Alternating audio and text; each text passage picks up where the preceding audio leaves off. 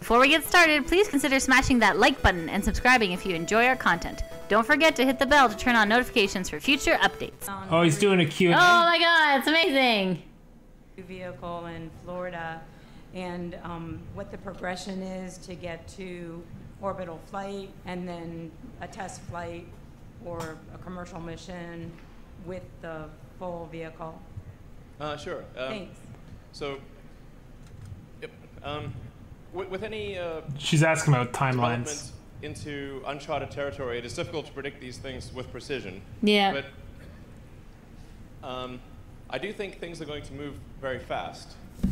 Yay! So our plan is in basically 1 to 2 months to do the 20-kilometer or 65-foot flight with Starship Mark 1.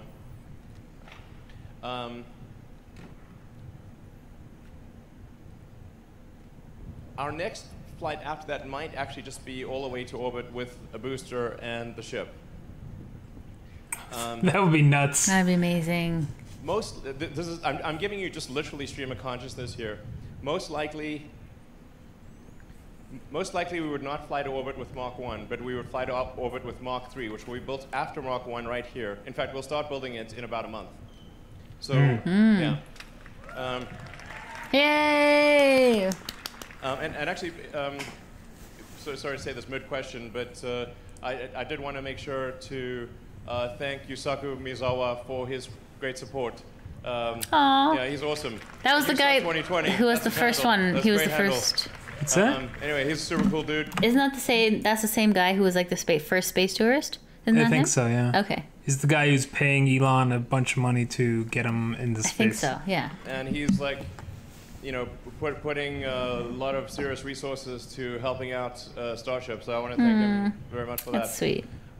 Thank you. Anyway, so yeah, just to frame things, we are going to be building ships and boosters at both Boca and the Cape as fast as we can. And each successive, yeah. Yay! It's going to be really nutty to see a bunch of these things. I mean, not just one, but a whole stack of them. And we're improving both the design and the manufacturing method exponentially. Right. Yeah, true. So, for example, with the current way that we build or the way that Mark 1 and Mark 2 cylindrical sections were built was in Rings? with basically plates. So a series of plates to create each cylinder section. With Mark 3 and beyond, we will literally take the coil of steel from the mill, unspool it, change the curvature to a 9-meter diameter, and do a single seam weld. That's what I was saying. Be thinner, which makes it lighter and cheaper. Yay! So the rate at which we will be building ships is going to be quite crazy by space standards. Wow. I think we'll probably have Mark 2 built within a couple of months or less, and Mark 3 maybe Next 3 year. months, Wow. that type of thing. Mark 4, 4 months, maybe 5 months. Wow. This guy is like Iron Man. I know, he's phenomenal. Tony Stark. Probably Yeah. Mark Real world. For or real. Mark 5. Wow. So we would, I mean, this is going to sound totally nuts, but I think we want to try to reach orbit in less than 6 months. Oh my god. Wouldn't that be insane? Yes! Do it! Please! Wow, that would be incredible. Wow. I mean, provided the rate of design improvement and manufacturing improvement continues to be exponential, I think that is, accurate to within a few months. Wow. Yeah. That's phenomenal. Hi, Elon. My name is Steve Clark. I'm with the Brownsville Herald. Back in September 2014 at the groundbreaking, you said that the first crewed interplanetary mission could possibly leave. Yes. Can you hear me? Could possibly leave from Boca Chica. Do you think that's still the case? No. Yes, it is. I think definitely possible that the first crewed mission on Starship could leave from Boca. we actually are On Starship. competing the Cape and Boca. So I think both places will, to the best of my knowledge, both places will launch crewed missions. So I think it is extremely likely that we will launch crewed missions from Boca, and there is at least a 50% chance that it is the first mission. Wow. Right. Yes, I hope so. That'd be amazing. Yeah. He's talking about the first crewed Starship. The everyday astronaut. Hey, How are you? How's it going? Good. Oh, this guy. Questions online. Thanks. You have great answers. Yeah, well, So that belly flop to tail down maneuver. I Yeah. mean, that's something to see. Is that first one, this one right here, 20 kilometers, is it going to come in that hot and do that flip that fast? Yeah. Right here, or is it going to be out on the drone ship? Like, that's no, crazy. it's basically right where Hopper took off. Yeah. That's basically where it's going to take off. Within very close to where it's just right over there. So yeah, that maneuver that you saw, it will execute now. When we get to, I think maybe Mark 3, certainly Mark 4, I think probably that will be a good time to transition to hot gas thrusters from cold gas thrusters. So using essentially compressed nitrogen gas as the cold gas thruster is a pretty low ISP, sort of 60, 70 if you're very lucky, but very closer to 60. With methox thruster, you can get, without really even trying hard, 300 ISP. Even if you just foam cool the walls without even regen cooling. I don't know what any of it means. I'm not sure what but he's it talking sounds about here. amazing. 350, no problem. 360 even. So you're talking about something that's then 5 or 6 times the mass efficiency of the nitrogen thruster. He knows what he's talking about. Oh, right? 100%. If you have I believe what he's saying. then, To be true. we don't need to use the Raptors to This correct guy's like, the- I don't know what the fuck's going on. Bye. Actually, when the Raptors fire, the Raptors kick it over, but they actually accelerate the vehicle in the wrong direction. Then they have to overcorrect and then come back.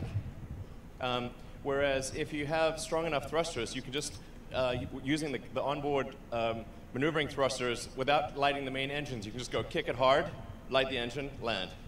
Wow. That'd be that's better. Yeah. And then are those pressure fed then, those Yeah, Metalox? yeah. Those would be just pressure-fed, high-pressure gas methox, and so you have a high-pressure, CH4 bottle, high-pressure O2 bottle, and then the great thing is like those they don't care what attitude you're at. You can be at any attitude, any G's, any attitude, it'll still fire. Yeah. Awesome. Yeah. Wow. Yeah. I love how he knows his shit, right? He's so... I'm Tim Fernholz from Quartz. Thanks so much for taking the time. You're welcome. 2 questions, if I may. One, just technical, following up on the presentation. To do useful stuff in orbit, you're going to need the booster as well as the Starship, right? Yes.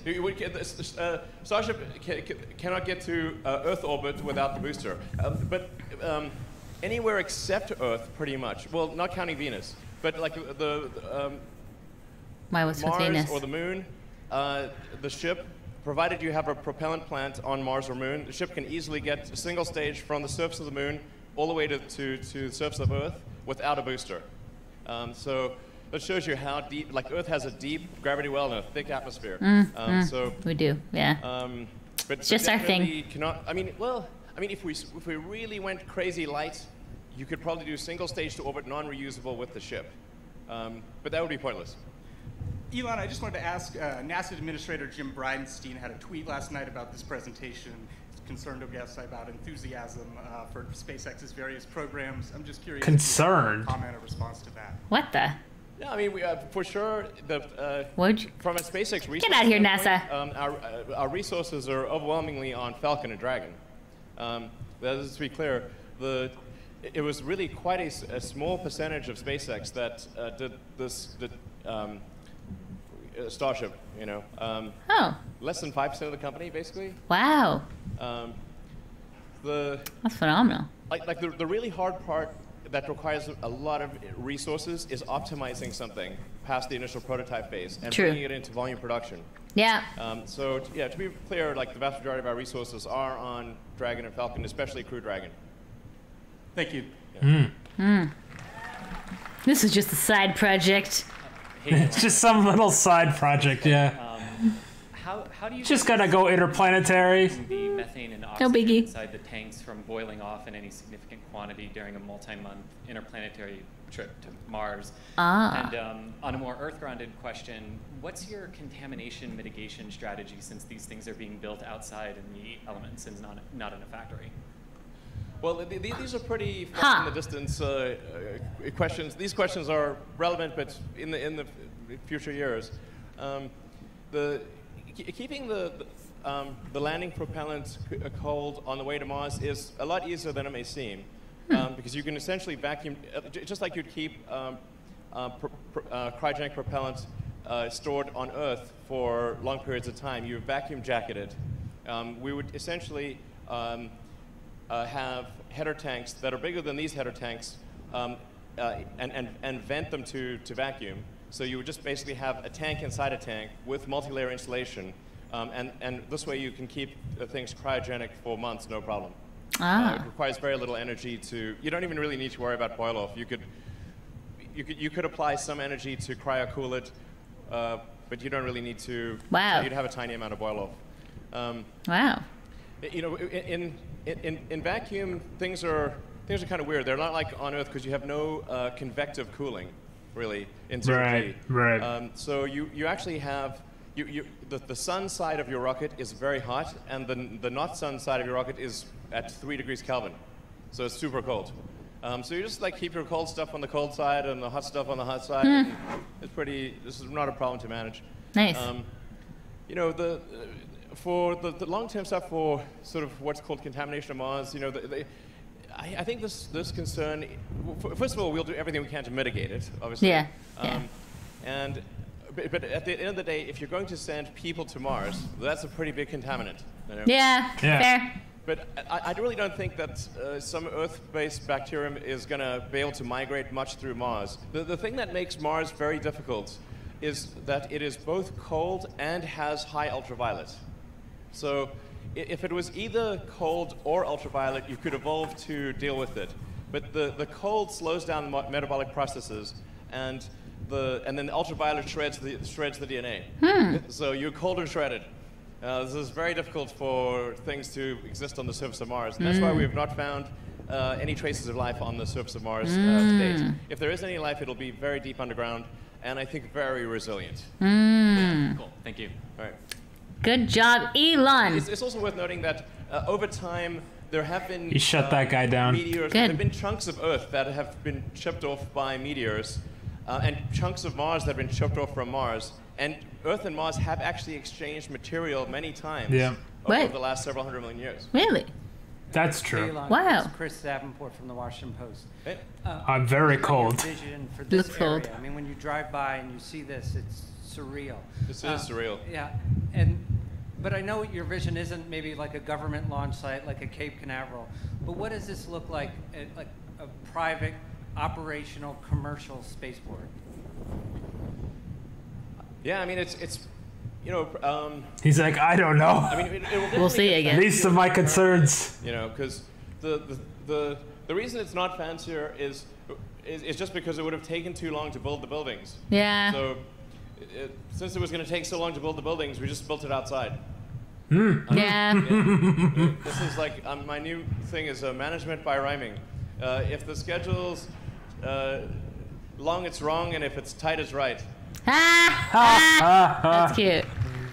That's smart. Yeah, good for you, bud. SR-71, you know, fastest plane in history ever. You know, it's also the coolest plane. Ever. Black. You Yeah. know, it had SR-71 no is a cool anti-missile plane. defenses except one, accelerates. Yeah. And zero. They try to shoot it down many times. 0 successes. You know what the SR-71 is? No? It's like a black... Is it the Top Gun one? No, that's that 14. Ah. It's like this jet... Have you ever seen the stealth bomber? Yes. Yes? It's like almost like a triangle. Oh, yeah. Black. Yeah, I've seen that. SR-71 kinda is like that. It looks more like the X-Men's, the X-Men's ship? I barely remember it. No? No. I'll Okay. tell you later. Right? Okay, sorry. Oh, I think it'll be like a lot more buildings and a lot more stuff. Yeah. way more stuff than is currently here. Oh, As that. you can tell, the wind is really quite vigorous. Yeah. Like one of the things that I think will be quite important to have locally is propellant production. Yeah. So trucking massive, thousands of tons of liquid oxygen to the site doesn't make a ton of sense. We should really produce the liquid oxygen here. Yeah. By the way, we have gaseous oxygen in the atmosphere, so we basically just need electricity. I forgot to mention, one of the things over time is, like for example, for the propellant production on Mars will be completely renewable because we will use solar panels, pull the CO2 out of the atmosphere. Mars is a primarily CO2 atmosphere. This is like a huge detail I forgot to mention. I love it. Just forgot the little detail. You combine H2O. He's talking about how to reproduce fuel on Mars. That's phenomenal. We need that. So you can get home. Process of run it over ruthenium catalyst. This is a Sabatier process to create CH4 and O2 out of CO2 and H2O. This lady's like, I'm out. That we developed on Mars will long term be used on Earth. So long term, this is like, long term we will produce the propellant for the rockets using solar power. Nice. And yes. pull the CO2 from Earth's atmosphere, use water, combine that to create CH4 and O2 on Earth. Yes. And so the long-term outcome will be clever. Quite sustainable and renewable for Earth and Mars. Good job. Jeff Faust of Space News. You spent a lot of time this summer working Space with News. the FAA Oh, that getting guy. approval to do a single Starhopper flight to 150 meters. Now you're talking about flying a much bigger vehicle to much higher altitudes and ultimately flying to orbit. Where are you in the FAA in terms of getting approval for that? And will those flight opportunities It's like, find your own business. coexist with, say, the local residents around here? Yeah, I mean, I'd say the FAA administrator for space has been excellent to work with. Very forward-leaning. Really, I would just like to say thanks to the FAA for their support, actually. I mean, really, there's, minimal delays related to regulatory activity, and they're really very reasonable, and so, the support's very much appreciated. It's like people who just want to give him shit, right? The FAA asks good questions and wants to make sure things are safe, as do we. Yeah. And so we're going to make sure that the risk to the public is extremely, vanishingly small, almost nothing, basically. It's the same sort of thing that we've had to we deal with on Falcon 9 and Dragon, and it has gone very well, for the 17 years that SpaceX has been around. So I feel pretty optimistic about things. I don't see any fundamental obstacles. Yay! We are working with the residents of Boca Chica Village because we think over time it's going to be quite disruptive to living in Boca Chica Village because it'll end up needing to be cleared for safety a lot of times. So I'd say probably not very, there would be just not very comforting to the Boca Chica Village. I think the actual danger to Boca Chica Village is low, but it's not tiny. So therefore, we want super tiny risk. So probably over time, better to buy out the villages, and we've made an offer to that effect. Yeah, I heard about that. Yeah. Thank you, Elon. It's Tarek Malik from Space.com, and I was curious with the design update here if 100-person crew size for base flights is still kind of the target now, and how the life support. Sorry, could you talk about louder? The wind is like howling in my ear, unfortunately. Sure. Yes, with the design update here, I'm curious if the 100-person crew size target is still the main target for base crew flights, and how the life support system for that is being developed. I want that Falcon 9 hat. Initial test Did you see that? Yeah, it's cool. Hour's flight. to in upcoming years? Thank you. Yeah, I think it's really, I think you could still do 100 people. Like the pressurized volume on Starship is around 1,000 cubic meters. So if you had 100 people, you'd have 10 cubic meters per person, which is, you know, especially in like a 0G situation, that's actually quite a lot of room. Unlike a 1G situation, you only get to use one surface, really, live on one surface in a 1G situation. Mm-hmm. But in a 0G situation, you can live on 6 surfaces. You know, you can like 6 sides of a cube. So things are way roomier. Than, it's like they may seem. You understand what he's saying? Yeah, I don't want to like be floating around in my bedroom. That sucks. Well, there's no artificial gravity. Oh, they're not putting that on? No. Oh. So your bedroom, imagine our bedroom, which is 10 by 10 by 10. Right? Yeah. But that's feet. He's talking about meters. I could just sleep on the wall. You could sleep wherever you want. You could sleep on the ceiling, the ground, the wall, just float in the middle of the room. Do whatever the heck you want. Oh my God. Right? Oh, what a life. Oh, so different. And you'd be like, I'm going to have my TV or my computer screen, I guess, on this wall. Or I'm going to have it on the ceiling. And I'm just going to lay on the floor and look up. It would maximize the space. That's how you maximize space. That's what he's saying. Is fair. That, you know, on Earth, everything is on the ground. Yeah. We're not leveraging this ceiling surface or this surface or that surface. That's the point. Yeah. Everything's on the ground. Yeah. So in space, you have much more surface area you can cover. Wouldn't you get seasick? And by the way, no, because like you said, you don't feel it. Oh yeah. You only feel the acceleration, but once you've reached the speed you want to travel at, you don't feel it at all. 1,000 cubic meters, I think, is close to what the space station pressurized volume is. So Starship is like. All right, there's no gravity on the space station either. There's what was that? There's no gravity on the space station either. Right. Okay, right. Pressurized volume on every flight. It's quite a lot. We can make it bigger if as needed, you know. This guy. Yeah. Hi, Elon. Stephen Clark from Spaceflight Now. Thanks for taking our questions. We see the Starship prototype here, Mark 1. You talked a little bit about how you're going to build the super heavy vehicle. Can you update us a little bit more detail about how that development is going, where exactly it'll be built, and when we might see it on a test stand or on a pad? Sure. Yeah. Good question. So the priority is to build at least 2 Starships at each site, at Boca and the Cape, and then build the booster. Start building the booster. So they haven't even started it yet. We'll complete, Mach 1 through 4 before doing Mach 1 of the booster, and then we'll do, Mach 1 and Mach 2 of the boosters at the Cape and Boca.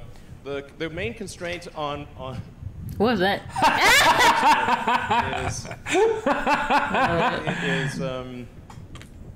This guy's engines. Yucking it up at the bottom there. Has a lot of engines. So spooling up the Raptor production rate is extremely important to, vital, obviously, essential to completing the booster. Doing the tanks and the legs and, say, the grid fins, that is not a constraint. Like that we can get done fast. But we need... It's the motors, I think we'd engines. have at least probably 24 engines, but I think really at least 31 engines to launch. So you add that up, you've got a lot of engines there. You know, we need for four Starships, we need these just have 3. Mach 1 and 2 just have three Raptor engines. But they're gonna have 6 Mach 3 and the other ones will have 6. Yes. So you add them. It's just like a lot of engines, basically, including development engines. From now through orbit, we probably need 100 Raptor engines. And our production rate right now is maybe one every sort of 8 to 10 days. Yeah. You build an engine. That's pretty good. That's really good. But it should be one every couple of days in a few months.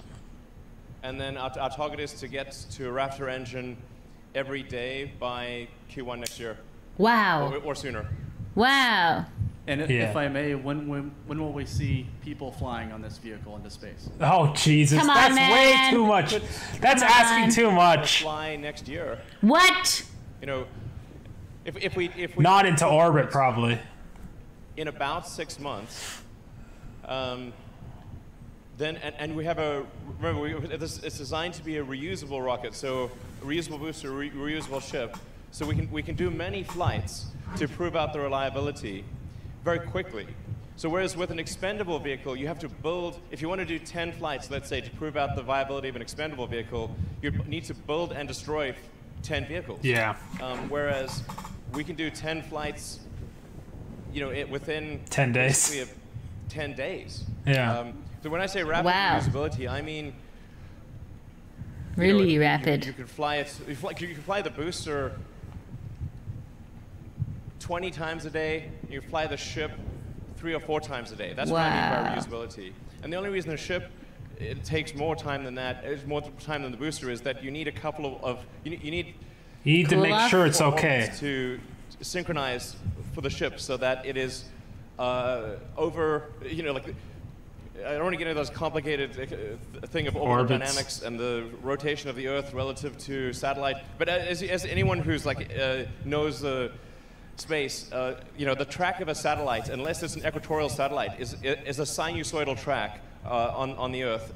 Unless it's equatorial or sun. It means it's not like perfectly synchronous. So you know, launching sort of due east, you have to kind of wait for the orbits to the ground path to sync up with the launch site, and that's the only reason it really takes like, you know, maybe 6 hours or something like that to sync up and land back at Boca or the Cape.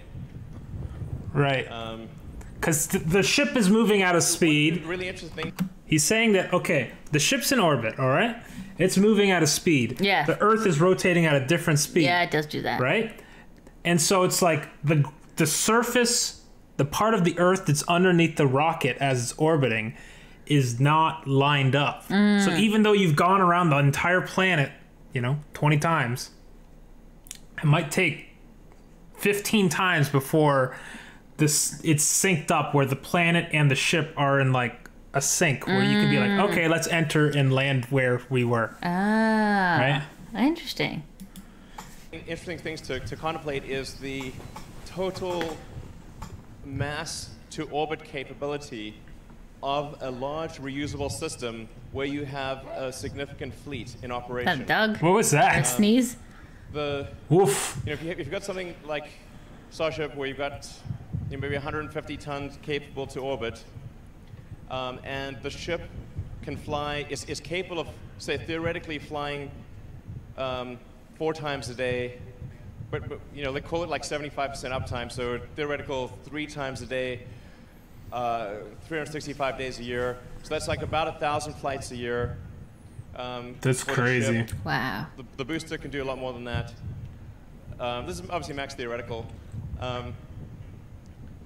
And you've got, you know, 150 tons. That's 150,000 tons to orbit per year per ship. And if you've got, say, 10 ships, you would have 1.5 million tons to orbit per year. 20 ships, crazy. 3 million tons orbit a year. I think the total rest of world capacity, if you take all rockets on Earth, including Falcon, the total capacity to orbit, I think, is around 200 to 300 tons currently. Yeah. Total Earth capacity to orbit is about 200 to 300 tons if all rockets launched at max rate. Yeah. So he's saying he'll outmatch that significantly. Wow. With a fleet of Starships, 1,000 times more than all Earth capacity combined. All other rockets combined. That's how powerful this is. Oh. Including ours. Including SpaceX other you ships. You kind of need that if you're going to build a city on Mars. Yep. So it's got to be done. Yeah, you're right. It's got to be done. Love this guy. Fabulous. CBS. Elon, hi, it's Bill Harwood with CBS News. I just wanted to follow up on an earlier question about life support systems, because that's not trivial, and obviously you're building a very sophisticated piece of hardware. Are you thinking about closed loop regenerative systems? Are you thinking about developing these in-house, or are you looking at designs that already exist on space station, for example? And what are you shooting for initially? I know you're not going to be launching 100 people on your first flight, but what sort of a crew complement can we expect on those initial? Like 3 dudes. How sophisticated does You that don't stick 100 people on your first test. Yeah. On your first test, you put in some crash test dummies. I think for sure you'd want to have a regenerative life support system. So that just means you're recycling everything. Like cruise ships, I think. You know, yeah, you're recycling air and whatnot, right? You're on a several months breathe the air, and then convert it back on the to surface for 18 months. It's regenerative is a kind of a necessity. A given, yeah. So I don't think it's actually super hard to do that. Relative to the spacecraft itself, the life support system is pretty straightforward. Yeah, you just got to take yeah, it's pretty straightforward. You got to take out the water vapor and the CO2, convert that back to O2. It's not super hard. Easy. It's like pish posh. Get this guy out of here. Starship would not have any people on board. It would just be in automatic mode. Yeah, yes, you're right. Of course. It would only be later flights that would have people on board. So I think like even the first flights to Mars, we would send at least a couple of ships, have them just land automatically before sending people. Yeah, of course, with supplies. Right? Yeah. You send supplies ahead of people. Hell yeah. Hi, Elon. Eric Berger with Ars Technica. I would just argue the X-15 was the coolest plane of all time. And my question, I guess, is that the mock? Huh? Is that the one? I don't know. In Top Gun? No, F-14 Tomcat. Sorry. Were built in less than a year. Can you talk about the timeline for this vehicle, like when you started fabricating it and how you went so quickly on it? Thank you. Actually, I'm not sure. I think like up until October last year, we were pursuing a completely different design. So it was really, I switched the design to steel, I think, approximately maybe October last year. And then it's like, okay, so what's the fastest we can build a steel, ship in Texas? And then I think we built it in about 4 months or something. That's great. Maybe 5 months. And then the ship, I think I'm not sure exactly when we started building it, but yeah, maybe about 4 months ago that we started building the ship. They built that in 4 months? So it's been 4 or 5 months. Huh? Since we started in 4 months? They built the... Wow. I think. This is the first of its kind, right? How did you go so fast? They'll only improve. If this was government, this would have taken like 6 years. Yeah. It would go on for 8 years. They'd elect someone else, and then they'd cancel the project. Yeah, right? Oh my God, it's phenomenal. All right. Well, I guess wow. this mantra called "If the schedule's long, it's wrong. If it's tight, it's right." Oh, he said that already, but I like it. Basically, just go recursive improvement on schedule, and say with feedback loop. Did this make it go faster? Okay. If it didn't, we're gonna need to fix it. If the design takes a long time to build, it's the wrong design. Yeah. This is the fundamental thing. Over and over, it's like the tendency is to complicate things. And I have another Keep it thing, simple, which is what they've done here. The best process is no process. It weighs nothing, costs nothing, can't go wrong. So as obvious as that sounds, the best part is no part. Like the thing I'm most impressed with when I have the design meetings at SpaceX is what did you undesign? What did you eliminate? Yeah. Just delete it. That's the best thing. Yeah. Totally, yeah. Because you're making things more efficient. Robin here from supercluster.com. My question is about potential fun synergy between SpaceX and your other projects. One, is there a concept for a Tesla Mars rover? Yes. Two, are you going to be launching? Yeah, is there a concept already? Well, actually, the Teslas will work on Mars. If you can you can just drive them pretty much, because electric cars don't need oxygen; they don't need air. So you can just drive them around, no problem. Ah, that's so funny. Bring a boring machine to the moon or Mars. Yes, do it. Yes. I think that would be a good idea. Me too. Yeah. Because you could just like make like as much room as you want underground. Yeah. And you protect it from radiation and everything, and you can probably use the materials for building. And you need Yeah. to mine ice and dirt anyway, so why not, you know? Yes. Thanks, Elon. And I don't believe you about the aliens. Wrong. I mean, I hope they're like, well, if they are here, I hope they're nice, you know? They haven't killed us yet, so they must be not that bad.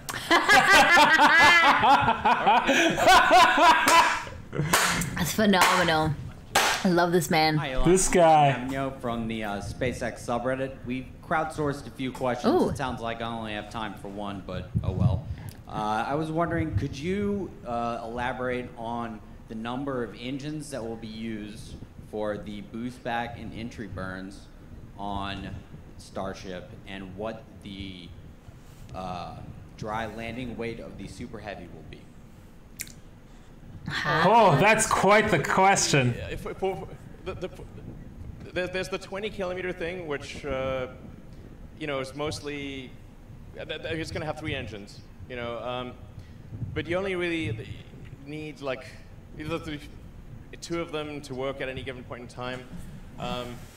But the ship, when it's in orbital operation, will only need a tiny bit of impulse to deorbit. Like you need like a very tiny, like less than 5% of the mass of the vehicle is needed to deorbit. So you just like really puff one of the engines, and the main thing is like trying to get the control. Like how do you shut off the thrust precisely, really precisely, so that you don't over or undershoot your target. And then so. Oh, let's shut off his mic. Ouch. For the booster has 7 engines that gimbal, and then the rest, whether it's a total of 31 or 37, are fixed. The fixed engines would not be used for boost back. So only the center 7 would be used for The ones that, boost back. that turn. And then I really want to try to avoid an entry burn, if at all possible. That would, because that would, now you have to have a high, the system has to be capable of a very high Q entry in order to avoid an entry burn. But I think we might be able to make the booster buff enough that it, you know, it doesn't need an entry burn, hopefully. So then it just needs a landing burn. Yeah. Wow. Interesting. That's great. Thanks, everyone. Thanks wow. All right, that's the end of the Q&A. Wow. Woo. Holy moly, that guy knows his stuff. Yeah, what? The Q&A is really interesting, right? Because it's like, it's actually, there was a couple people like trying to like stir the pot a little bit there, right? Yeah, you noticed that, yeah. He definitely knows his stuff, and it just shuts them up, right? Yeah, no, he's like on his game 100%. I kind of like the Q&A because like it wasn't like,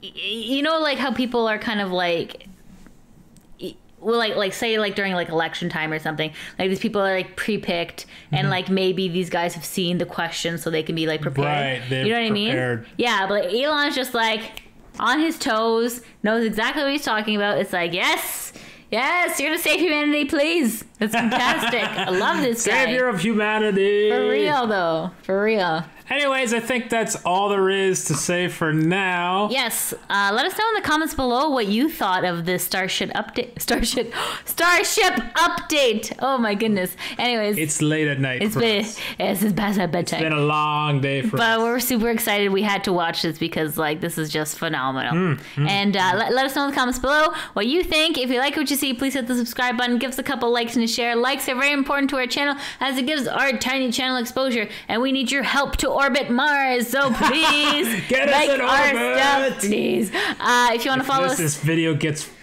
50 likes, they'll send me to orbit. Yes. Oh my god, could you imagine? That'd be amazing. If you want to follow us on Twitter, our handle is YouAreDorkalicious, and we also stream live weekly on Twitch. Our handle is super_dorkalicious, and we'll see you next time. It's been Lydia. Yeah, I'm Kitty G. It's been fun dorking out with you. Bye. Bye. Hey guys, this is Lydia. Thank you so much for watching our video. If you like what you see, please hit the subscribe button. Give us a couple likes and a share. The likes are super important because every time you like, it gives our channel a bit more exposure. So please like. If you don't want to follow, at least like. Please, please, please. Also, if you want to chat, please leave a comment down below. Also, if you want to chat more frequently, we are on Twitch. The channel is called super_dorkalicious, and we stream pretty much daily. And we stream like video games, karaoke, fun stuff. So just pop on over to Twitch, super_dorkalicious, and definitely engage with us. So, but for now, please like and share and subscribe. And we'll see you next time.